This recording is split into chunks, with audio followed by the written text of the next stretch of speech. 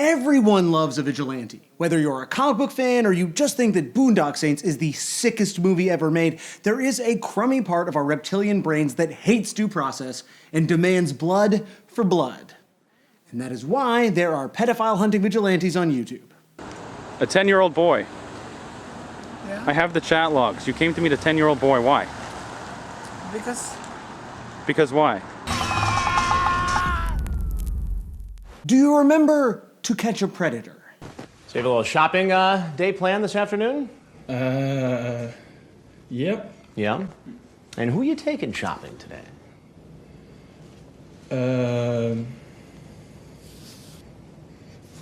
Natasha. To Catch a Predator aired from 2004 until 2007, surely sucked back in time from some future dystopian Paul Verhoeven film. It paired Dateline host Chris Hansen with online vigilante group Perverted Justice, and episodes focused on luring supposed pedophiles into a life-ruining gotcha situation on national television. You come off as law enforcement. Really? You know how you come off? How's that? Somebody who's very nervous. Somebody who came over here to have sex with a 14-year-old girl. 14-year-old? What? I don't want to be on a news. He quickly comes up with a disguise. The show was a massive success. Everyone hates pedophiles, and it is emotionally satisfying to see them caught and shamed and eventually arrested on national television. But nothing is as simple as it is in the movies. Perverted Justice, whose members would volunteer to troll websites pretending to be sensual tweens, were proven to be using less than legal tactics. At worst, it amounted to entrapment. And then there was this. This was the final sting in NBC's Murphy episode of To Catch a Predator. As Murphy and Terrell police entered this house with an erroneous search warrant, the man inside, an alleged internet sexual predator, killed himself. The worm turned for the show, Hansen, and Perverted Justice.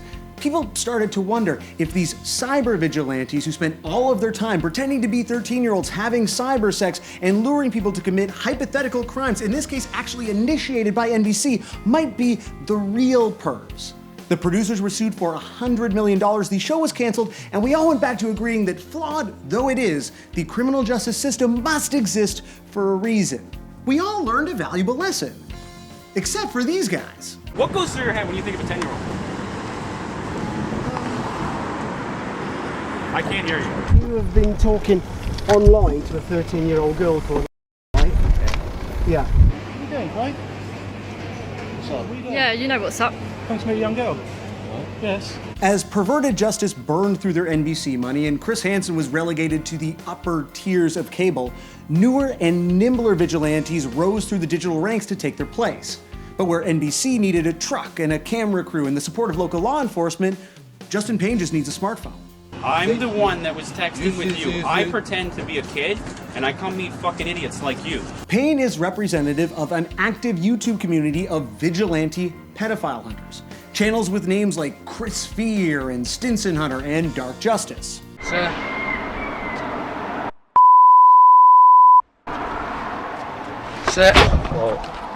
Sir, are you all right?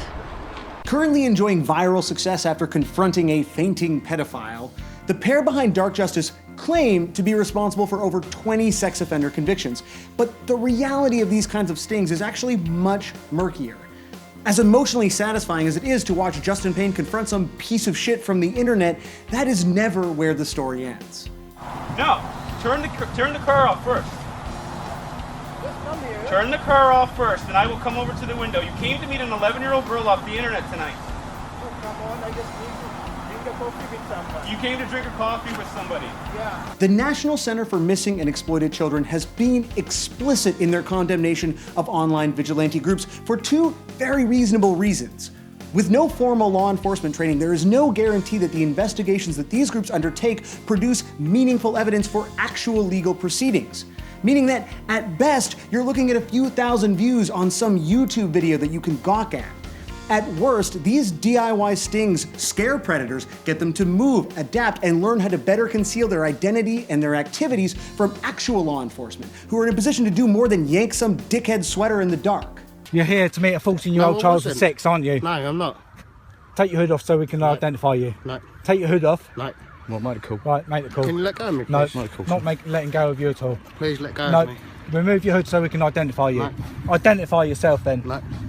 With the viral success of Dark Justice's most recent video, it's very likely that we are going to see these kind of channels multiply exponentially.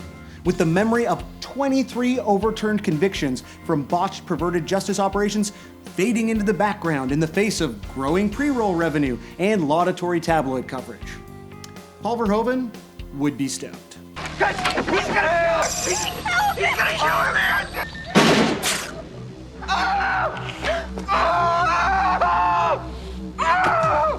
Your move, creep. What do you think? Are these people dangerous vigilantes or are they heroes?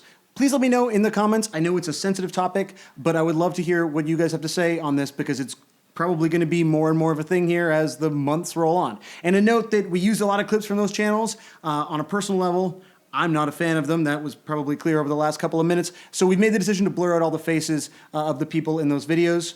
They're not criminals yet. These people have not been convicted of a crime, and it seems unfair to create another platform to shame them on. That said, feel free to check out those sites. Those people are doing what some people consider to be very important work, and I would love to know what you guys think. Subscribe for new episodes of This Exists every week, and be excellent to each other.